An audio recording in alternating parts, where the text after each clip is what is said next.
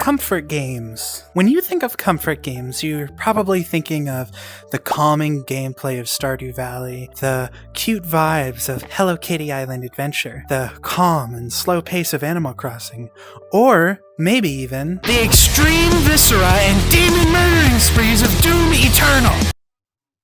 Hey, if that's your comfort game, more power to you, that's awesome. But if you ask me, the term comfort game is way more vague than that.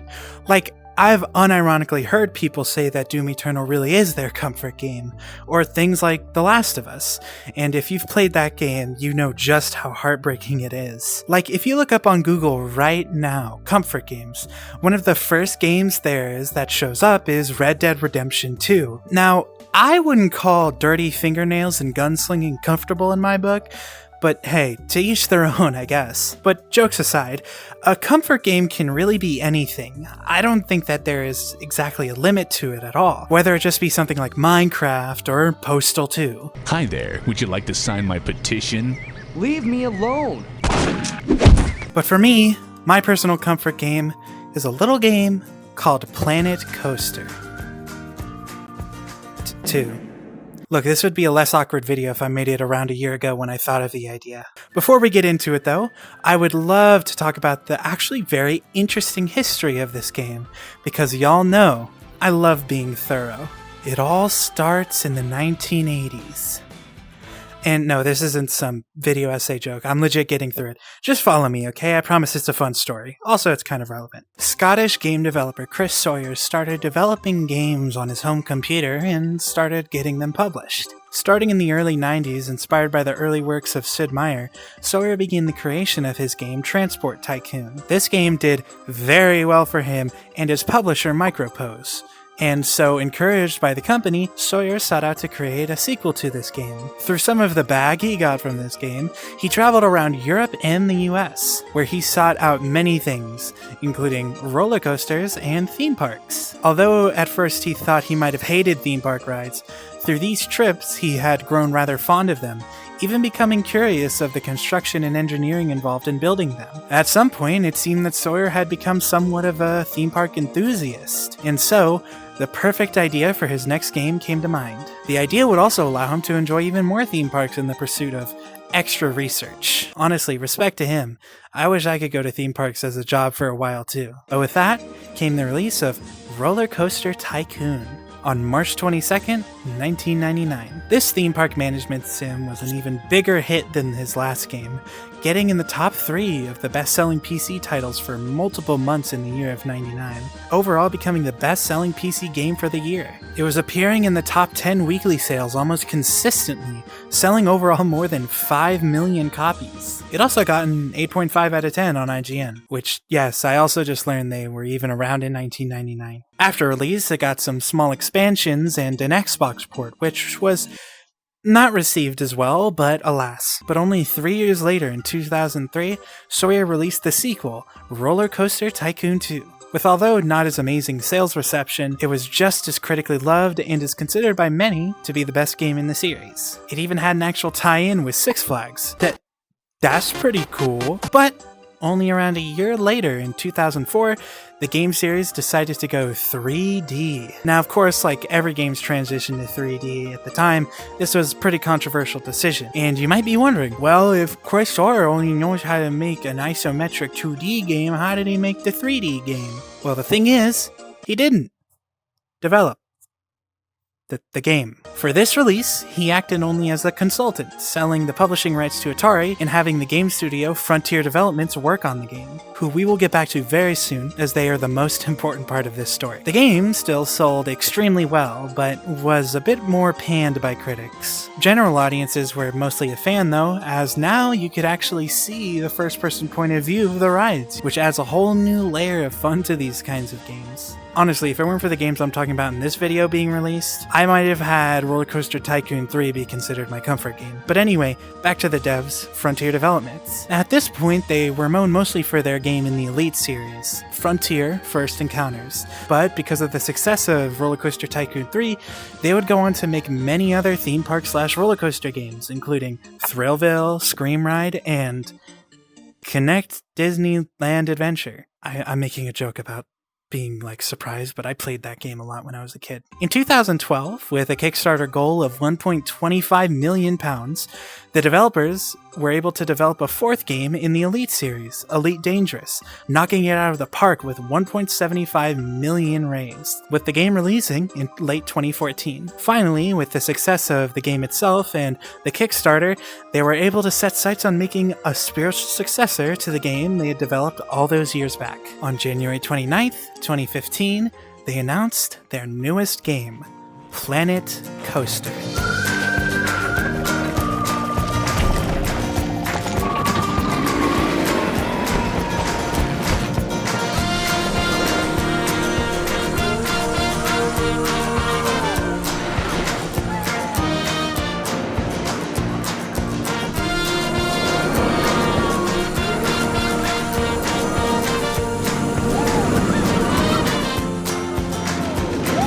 Oh, and also a sequel released 8 years later in 2024. Growing up, I loved roller coasters and theme park rides. There was always something just so intriguing to me about these things with so much engineering and effort put into them for the pure purpose of nothing but fun. And profit, but hey, everything's gotta make money somehow. I remember when I was younger, I was lucky enough to go to Six Flags almost every summer, and it was some of the most important memories to me from that time in my life. I still remember the amount of excitement I would feel getting up in the morning on our way to the park, knowing that a whole day of fun was ahead of me. Theme parks really are an extremely nostalgic thing for me. Maybe some of the only things I have such fond memories of from that time in my life. As a kid, I turned into somewhat of a theme park enthusiast, and I loved going on all the rides that I could. Roller coasters and theme parks still mean a lot to me even now. Their memory isn't the only thing I love. I still love going to theme parks and riding the rides, and now that I'm not a scared kid anymore, I ride even more rides than I did before. Theme parks and roller coasters are some of my favorite special activities to do on vacations and trips. I remember when the pandemic started in 2020, it was a long time before I ever got to go to a theme park again. I dealt with many hard things throughout that time in my life, and it was just an extremely hard time for me and the whole world, as you obviously know. But in mid-2023, I was able to go to a theme park again and ride some of the rides. And after being gone from them for so long, it was just an absolute joy to be able to ride these rides again and have fun after years of almost forgetting what it felt like. I also got to go to one last year in the summer, and every time I go, it always just reminds me of how much joy they bring me, how much fun I always have on these rides. But of course, during the span between 2020 and 2023, when I wasn't ever going to theme parks, I was missing them quite a lot. And so, I would play Planet Coaster. It would remind me of those memories, and it would allow me to create what I could consider a happy place for not only me, but the little park goers that inhabit the parks. Another thing growing up I would do a lot is watch YouTube, and I mean a lot of YouTube. I would watch channels like Jacksepticeye, Markiplier, and most importantly for this video, Nerd Cubed. I remember watching his videos all the time when I was young, and always being excited to watch whatever he would put out next. But one series I remember the most fondly from him is his series on the aforementioned game Roller Coaster Tycoon 3. It was actually this series that introduced me to the RCT series and got me invested in the theme park management sim. Watching this random person on the internet express his creativity through a theme park, making genuinely impressive and sometimes stupid creations really inspired me creatively as a kid. And so, I found ways to play the game on my old shitty laptop. And I would play so much of it. I would create theme parks all the time, no matter how shitty. It was so fun to just let loose and make whatever kind of fun rides and facilities I wanted. Then, one day, because I would get all my news from random YouTube videos, I saw that Nerd Cubed put out a video on a new game in its alpha stages, Planet Coaster. I would watch his and many other videos on the game all the time. At the time, I was young and didn't have a computer powerful enough to run it, so when the game came out, I was stuck to just watching YouTube videos on it all the time. But that was until 2020, the perfect time that I finally got a PC powerful enough to run it.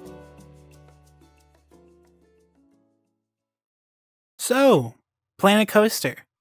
I'm going to be using clips from the first and second interchangeably, because they're pretty similar. This game is just a great time overall. I find I have so much fun in sandbox games like these. And yes, I'm one of those players who plays management games like these in sandbox modes. So what? Sue me. Wait. Speaking on sandbox modes, the first thing I want to speak on is the freedom that this game allows you. Sometimes when going to amusement parks growing up, I would see how things are laid out and wonder if I could do at least as good, or maybe even better if I was a theme park designer. Well, with this game, I can finally see that I can obviously do better. But it's nice how much you can do in this game, and to the extent this game allows you to create. With options to move every object without a grid or with a grid, and rotate or move the height with or without a grid, as well as scaling added in the sequel. This game's amount of creative expression is unmatched. I love the vibes of theme parks, so being able to create whatever I want with all the theme park related objects in this game is a treat. I've seen lots of examples of people not even building theme parks in this game, building things like whole buildings or characters. It's really telling just how much you can do in this game based on these things. Of course, though, importantly is the actual theme park part of the game. I'm able to build super in-depth coasters in this game. There's a great amount of customization in the coaster building with things like color customization, different types of tracks, track length, and sometimes track speed. And in the second game, they also increased the customization level of flat rides too, with the ability to add scenery objects to any part of the rides, allowing even more room to create the most unique of rides. This game's themes are not just limited to the built-in themes of the scenery. With the small objects that you can build, you can create pretty much anything you want to go along with your rides, leading to the game having a wide variety of different opportunities to create any park of your dreams.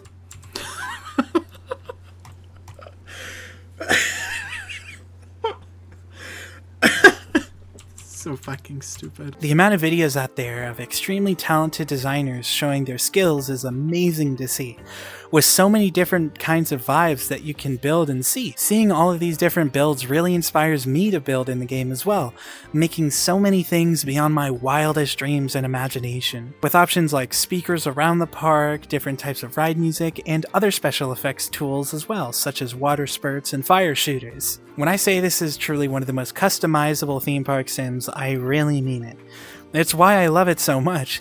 Being able to place different types of scenery and special effects wherever you want in the park gives the game a feeling of full control. Whether you want there to be a theme of Western, Olympian, cyberpunk, or just a combination of all of them, like what I usually do, the game gives you a great amount of tools to fulfill the promise it has of being a true theme park creator. I honestly find that I have some of the most fun relaxing and placing scenery like different kinds of trees and bushes around the outer edges of blank spaces in my park.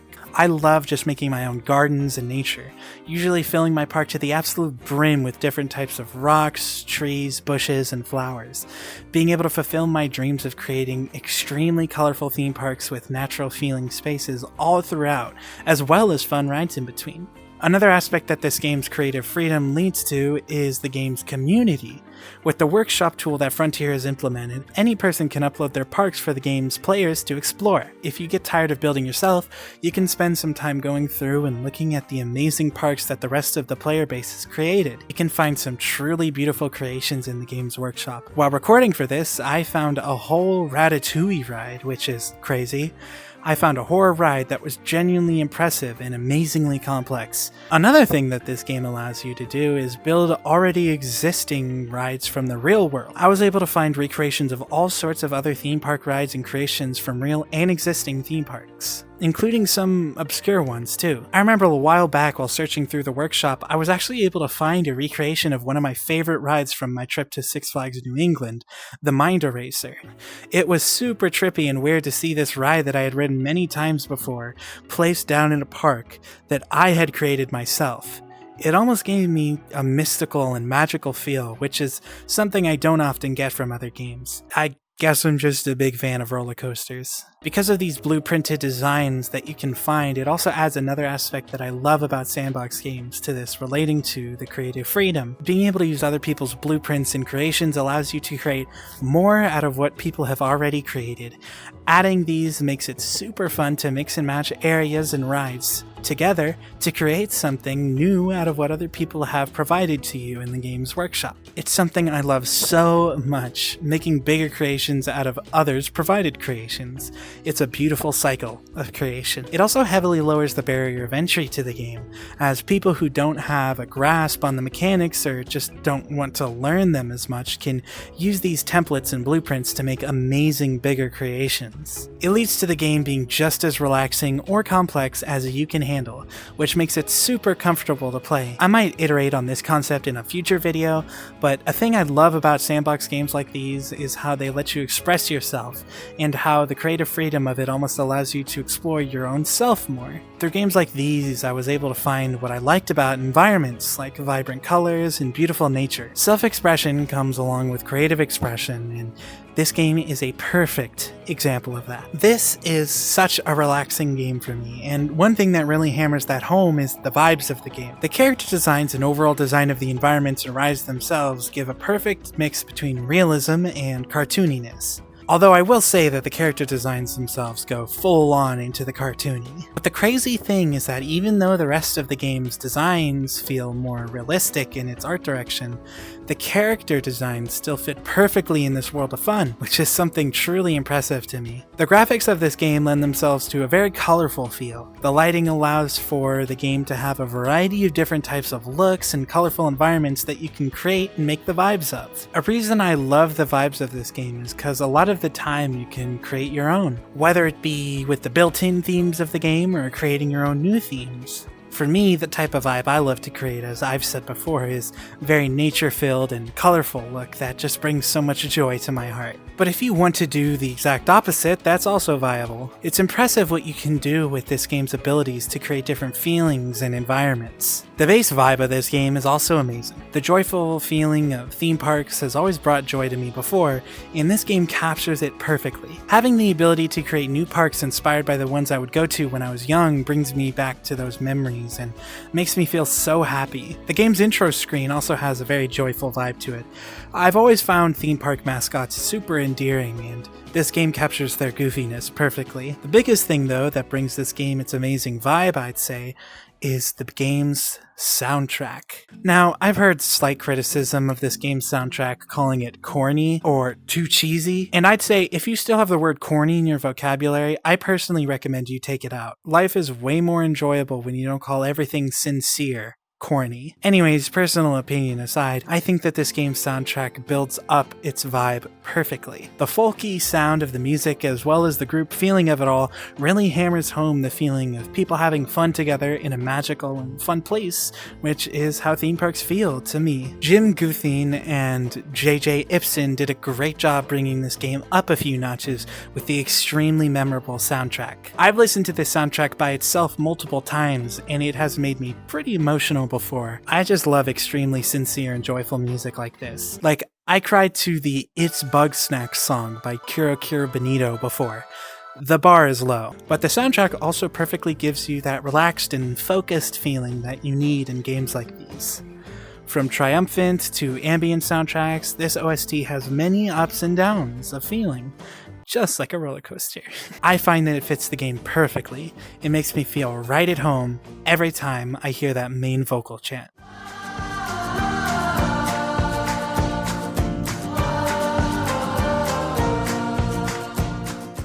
I've seen people create the most whimsical and fun vibes in this game, and with the openness of the community, them putting their creations on the workshop and then sharing them for people like me to explore, brings a whole aspect to this game that I really enjoy. The second game's addition of the ability to walk around these parks as a guest in a first-person mode was a great addition, because it allows the players to experience the parks from a unique perspective. It allows you to take it in and enjoy the vibes fully. It also helps with the design of the parks to look on the ground level to see what can be improved from a base level standpoint. It's always cool to see all your little park attendees run around and have fun in your park, especially when you turn all of their negative emotion off in sandbox mode so that they can only have fun, even if they're in a perpetual loop of pain and terror. I also turned off the feelings of my staff. Creating these rides of joy and then seeing the people you made it for get to ride and enjoy it makes me feel so great. It's truly a worthwhile experience. It really feels like a modern version of playing with toys, sandbox games like these, to the point where I get upset if things don't really go my way. I was legit trying to rebuild a ride called the Candy Floss for like 2 to 3 hours because the guests didn't want to ride it because of the G-force limits, and it was genuinely making me feel sad and upset. I almost felt attacked that my little guests hated my new ride, and I needed to fix it. Luckily, later on I did, though. To me, it just shows how much this game brings to me emotionally. I just love getting to create these things that, as I've said before, were made for no other purpose but fun. It's just so great, and the game's vibes support it incredibly. Also, speaking on earlier jokes, I have to mention what I would consider another aspect of the game's vibes, and that is the absolute absurdity and violence you can perform in these games. Nothing is straight up gory, as every guest bounces off everything like a heavy balloon, but you can do things from ramming coasters into guests, creating rides that are so intense that they throw up as soon as they get off of it, to long paths that make the guests run around the park for so long that by the time they reach the entrance, they're sunburnt, thirsty, starving, and tired as hell. And this is all supported by the devs, which is the thing I love about the team of this game. They know their audience. About 25% of the people who play this game just want to create perpetual torture chambers. There's a reason some of the most popular videos on this game are called things like "I built a theme park of perpetual torment" or "Planet Coaster but a random disaster happens every 5 minutes. The devs have embraced this demented side of their community, even adding things like allowing you to pop the park goers' balloons just because you can. You sick fuck. Even though I'm someone who loves to build in these games and make the best things I can, not even I can resist the absurdity sometimes. Sometimes I just make a park to do the most absurd things I can to my guests. I remember when the second game first came out, I was in a call with a friend and building a giant bullseye in the distance and hitting a bunch of park goers into it with a roller coaster cart to see which one of them would hit the bullseye. And hell, even in my serious park, I recently built a water flume that flies guests through the air through a rocky ring of fire and into a pretty small pool while in a call with the same friend. I'm starting to think she might not be the best influence on my theme park design. But yeah, the absurdity of this game never feels like it's too much, as everything is very lighthearted. The guests even kind of look like they're having fun when you torture them, which almost sounds worse, but we move past that. Now, of course, with any comfort game comes the relaxation aspect of it. Why is this game so relaxing to me, especially when theme parks are places made for adrenaline? Now, in a game like this, you're not supposed to be experiencing that adrenaline high all the time. Most of my playtime in this game is meticulous placement of scenery or arrangement of rides and coasters. This is a game that I like to call a first monitor game. Now, when I say this, I don't mean to say that it's the only way I can play a game like this, but I will say for something to fit my comfort game category, it usually fits this category as well. Now, what do I mean? Well, basically, I mean that this is a good game to play on your first monitor while watching or listening to something on your second monitor. I'd say that's how a lot of comfort games and relaxing games work for people. And for me, Planet Coaster is no different. I love listening to music or watching videos on other things while chipping away at my theme parks. And it's a great relaxing time to just kind of fill my brain up like that as someone with ADHD. Just focusing on everything at once sometimes calms me down. Hell, it's why I listen to music while writing these scripts. The kind of overcomplication of things in my head almost clears my thoughts a little more, because I have so much to think about regularly. If I'm by myself with nothing else, my thoughts go a million miles a minute. But with something else in the background to kind of quote-unquote distract me, it actually focuses my thoughts more and clears them up, as I have less information I'm thinking of, as a part of my brain is occupied processing other information. It's another reason I like games like these. Sometimes they help me focus on other things more, like important videos or audiobooks or audio dramas or something. And I know for stuff like that I'm supposed to fully engross myself and not be distracted by anything, but guys, I'm neurodivergent. Sometimes I just have to do things my way, even if it isn't ideal. Relaxing games like this are almost beneficial for me because of these reasons. I know a lot of the fun facts I know, or just genuinely useful information I know, is stuff I was able to retain because I was watching a video on it while playing a different game. It's something very weird. If someone can relate to it, make sure to let me know in the comments. Another thing I love to do to relax is just pick one of the guests in my park, go into the guest camera, and just follow what they do for a while, for maybe 10 minutes or so. It's always interesting to see what the people who actually come to your park doing it. Sometimes they do the stupidest of things, and I don't care if the AI is janky. In my opinion, it adds to the charm of the game and makes the guests all the more goofy. At least that way I feel less bad when I torture them. One more thing I will say is the game's career mode is also fun. Yes, I made the bit earlier that I only play in sandbox mode, but what are you gonna do, sue me? But, in all seriousness, this game's career mode is a bunch of fun. I've been spending some hours recently just trying to get past the career mode challenges and have been really enjoying myself so far. I like the strategic angle, and although I'll always prefer the more sandbox approach, I will always still play and appreciate this aspect of the game, as it puts my mind into a management state that can be helpful to feel. Sometimes I feel really smart while playing it for my strats on how to keep the theme park afloat. Other times I feel I failed so bad that we might have to start eating our own employees for the winter. Hey, but at least we all had fun. Anyways, many things I've spoken of before apply to the relaxation aspect of this game too, such as the soundtrack and the meticulous freedom of creation in the game. I mean, everything I've spoken of so far has been a reason this is my comfort game, but I just want to hammer it home with the last section of this video. It's always games like these that make me feel the best. They aren't too heavy on my brain, but they also use creative muscles that I really love using, as hard as that is to do sometimes. But these games, and especially Planet Coaster, help me express that creativity I know I have that's just so hard to express sometimes. Having the ability to create in games like these really brings me peace in times of feeling down about myself creatively when I can't do things like try to make music or try to create videos like these. It's in talking about this game that I hope to bring it around full circle, kind of. If I can talk about this game that helps me feel creatively fulfilled to make more things that make me creatively fulfilled, then that's something I'm going to try to do. I try really hard to make things I want, but it's so hard to make those things sometimes. So to be able to just come to this game and chip away at some of my own creations in a much more simple environment really makes me happy. It brings me comfort, especially when the creation of these things are tied to such fond memories. Maybe some of the only fond memories from that time, as I've said before. Just having the ability to create my own joy. It's something really special. This game is really special to me. Theme parks are special to me.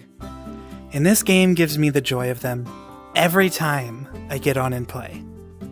That is why Planet Coaster is my comfort game.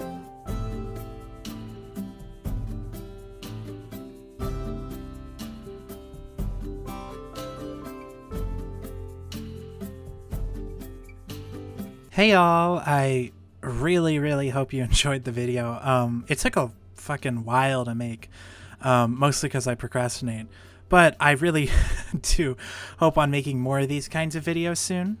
And I really like making videos.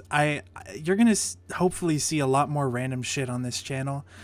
I've always been a fan of like making fucking YouTube videos of like whatever I want since I was like a child, so it was much easier to do them back then because I was, a child who didn't give a shit about anything, and now I'm a adult who cares about everything and is fucking chronically, horribly, like, scared. But I digress. I hope you all enjoyed it a lot once again, and hopefully I will see y'all in a new video at some point, a next video. Thank you guys for watching so much. I'll see you later.